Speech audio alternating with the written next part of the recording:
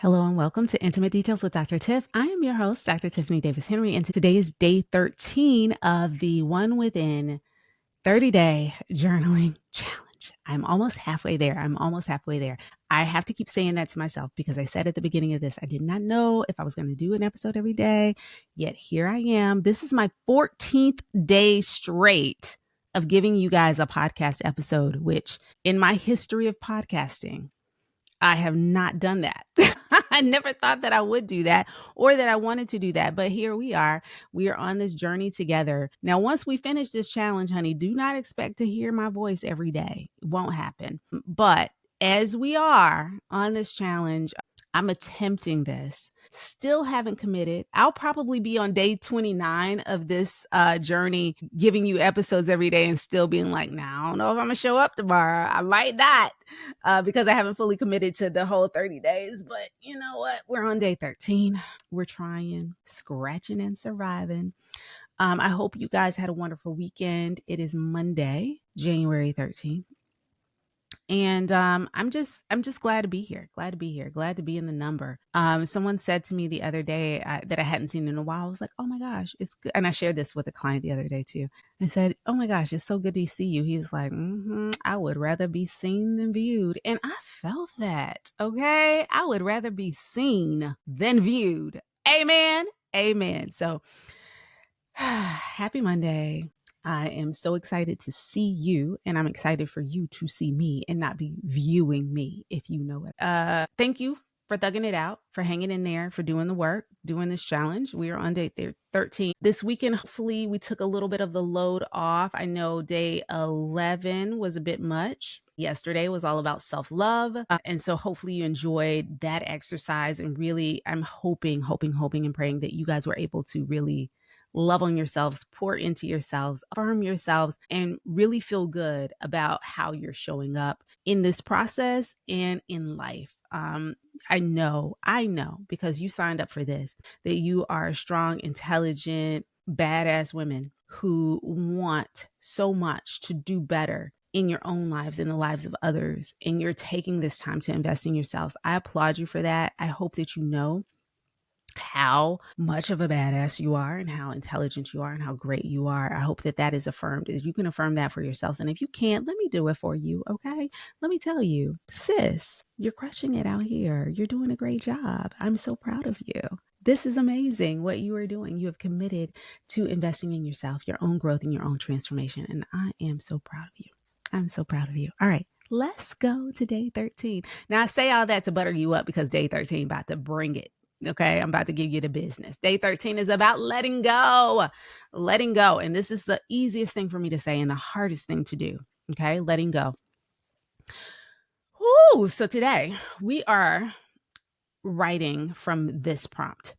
What past hurts are you holding on to that impact your current or most recent relationships? What past hurts are you holding on to that impact your current or most recent relationships? Then write about how you can start letting it go. Write about how you can start releasing it and letting it go. This was hard. And I have something for you. I think I'm going to add meditation here. I think I want to do a meditation or offer that to you. Actually, not here, but somewhere else. I'll do it somewhere else. What past hurts are you holding on to that impact your current or most recent relationships? Write about how you can start letting it go.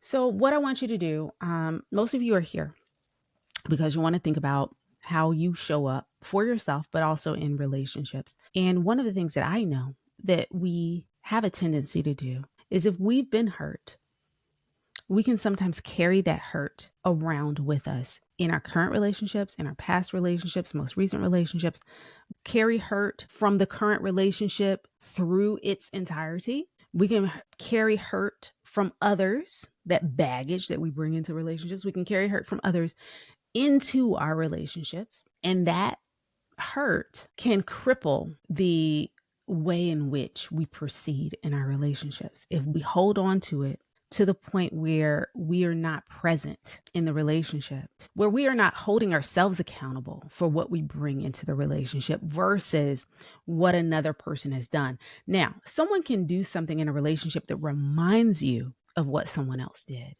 but that doesn't mean that they did it. Sometimes we show up in relationship. Here's a different example. Sometimes we show up in relationship, and before the person has an opportunity to hurt us, we act as if they did because we know what it was like to feel that, and we want to avoid feeling that again. And we want to cut it off at the past. We don't want to give someone the opportunity to hurt us. That creates a wall that is very hard to chip away at.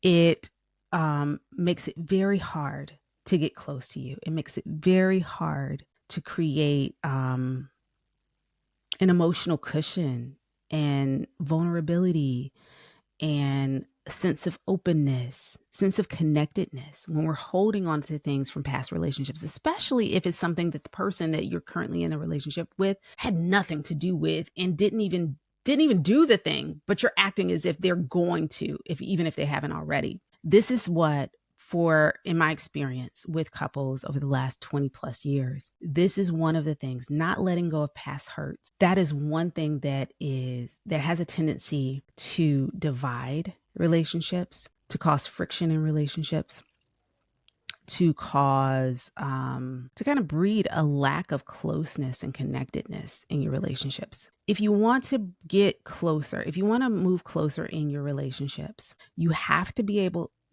willing to address some of the past hurts that you've had, whether it's with that current person or in previous relationships. You have to be able to address how that person might have hurt you, the intention behind that hurt, because some people can hurt you and not be intending to hurt you. It just could be a byproduct of what happened. That was not their intention.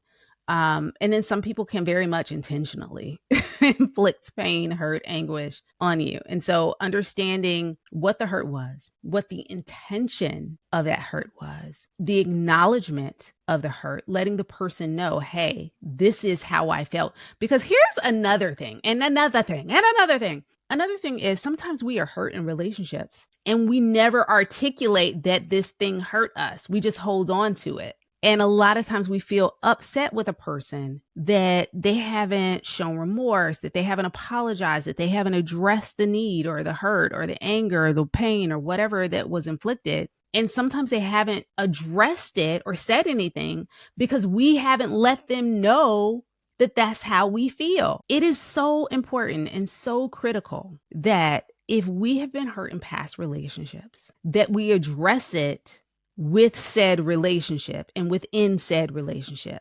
We address it with our partners. We address it when it happened, where it happened. And if, let's say that relationship is long gone and past, today's the day. Today is the day that we address it. Maybe we don't go back in the past and dig up our exes, okay? Them some dry bones over there. Maybe we don't go dig all that stuff up. But maybe today we acknowledge those past hurts, things that hurt us in the past, things that we've been holding on to for years, things that have really, really been a hurdle, a speed bump, a roadblock, a mountain that has kept us from God's best, that has kept us from the best relationships, that has really blocked our connectedness in this current relationship or maybe even relationships in the past. What am I holding on to that keeps me stagnant, that keeps me stuck, that keeps me from getting the type of relationship that I know I desire and the one that I know that I deserve? What is it? Then write about what it is that you need in order to let go.